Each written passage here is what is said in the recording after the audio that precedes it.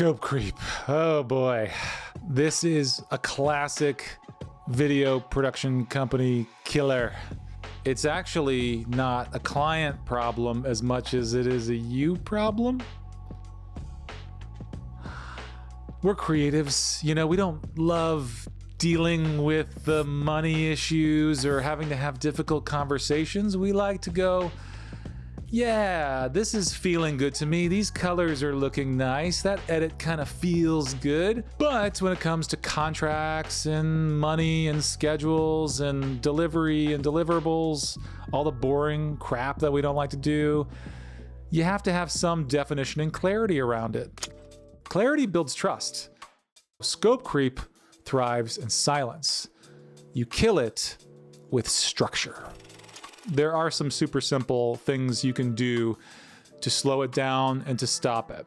And if you don't fix it, it could turn you into a angry creative. And we don't want angry creatives, we want happy creatives, okay?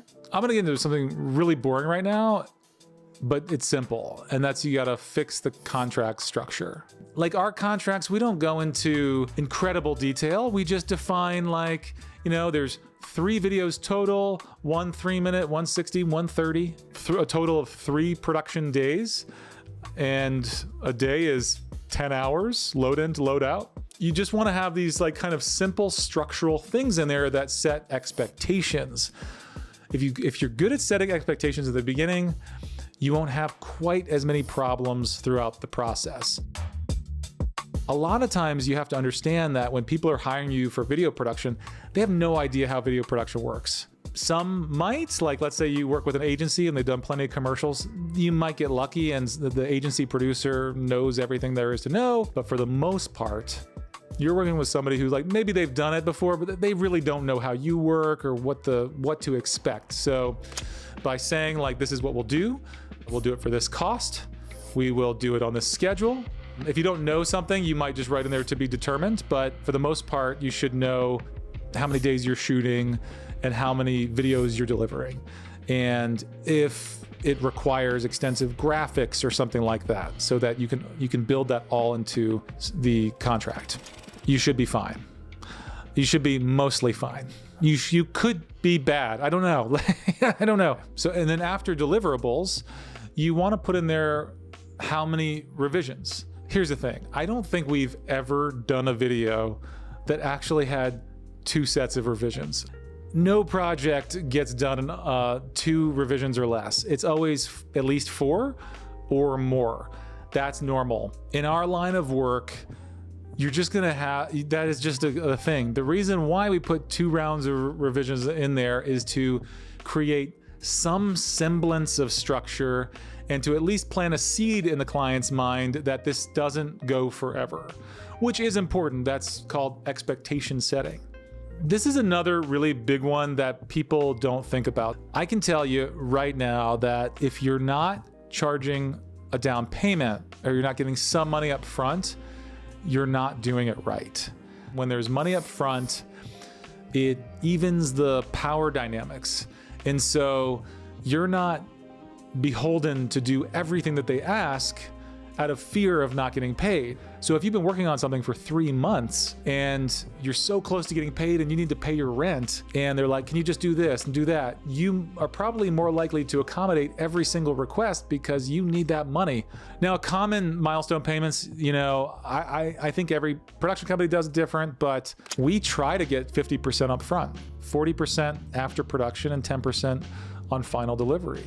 So by the time that we have delivered the video, 90% of it is already paid. And that removes tons of fear. It allows us to do our jobs without worrying about whether we're gonna get paid on time. Because the other thing you have to remember is, not only is a project period at least 2 or 3 months, but then sometimes clients have 60-day payment terms or 30 to 60 day, even 90-day payment terms. So let's say you start a job and you work with them for 3 months on it. Finally, you put your invoice in for the total amount, and then they say, hey, yeah, we have 90 days to pay you. And you're like, wait a second. So I've been working, I have to wait 6 months for this money? That's why you gotta get payments throughout. if you're not, you got to start doing that to protect yourself, to make sure everybody's on an even playing field, and to make sure you're not making decisions based on fear. Now, when a budget reaches its limit, you can bring up an hourly model. Yeah, just bring your calm energy. You've done this a million times, and say, hey, we're kind of getting at the budget limit. We've gone over the revisions, and we want to make sure you get what you want. But we're going to have to switch to an hourly model if you have any further revisions. And usually that, like, boop, they're done. That's a wrap. All conversations about boundaries and money, one, are easier if you have it in writing in a contract, right? If you don't, you have nothing to go back to if they keep asking for stuff. It's also just about, it's not a personal thing, it's not an emotional thing, it's just a procedural thing. Like, we've hit the budget limit, we're switching to an hourly model now, and you'll find that people respond very well when it's all clearly laid out and there's clarity around everything. It's when you kind of do it on a handshake that things can be problematic, and then they just keep asking for more and more, and you have nothing to ground yourself on. Clients like structure, right? Creatives like structure, clients like structure. So kind of going back to the beginning of my video where I was saying, like, it could be you, it's on you to provide that structure. If you have structure and clarity, like, this is what we do, this is what we provide, this is what it costs, this is what you'll owe us, this is the schedule. They understand what they're getting, and they understand when they'll be charged more. I'll be honest with you, at ELM, we tend to be way more on the lenient side when it comes to scope creep. And I'll tell you why. In our contracts, we're very clear about the work that we're doing.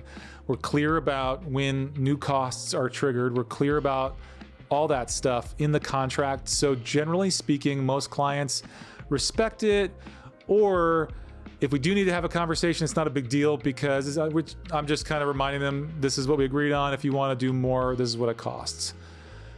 The kinds of things that I don't want to nickel and dime people on are a few extra revisions. Let's say we're on set shooting something and they need an extra monitor. Well, like, we own a lot of equipment, we'll bring out an extra monitor. Not all of you do, but if it doesn't cost money out of your pocket and it's a small ask, yeah, little things here or there, you don't want to come across as cheap. Cheap bastards. It's harder when you have a career that's just getting going and you don't have any money. You're cheap about everything because you need every dollar, but it's a fine balance of looking cheap and nickel and diming clients versus when you really need to charge. And when you really need to charge is when it costs something out of pocket for you. If you got to bring on an extra person that they didn't expect, or that you didn't expect, if you have to bring out, like, significantly extra gear that you got to rent because of their ask, an extra shoot day, an extra edit. These are all things that you should charge more for, and just say, hey, yep, thank you. We'll scope that out for you, and we'll add it to the cost and send it along. And most of the times they're just like, cool. If they balk at that, then you just stick to the original thing and you don't fulfill their request. I think that's worked for us. It's not the only answer. I'm super curious to know, like, kind of your struggles with scope creep, how you deal with it. What are your payment milestones that you think work? Bring it up in the comments below. Make docs and move hearts. And a peace. That's your weekend update.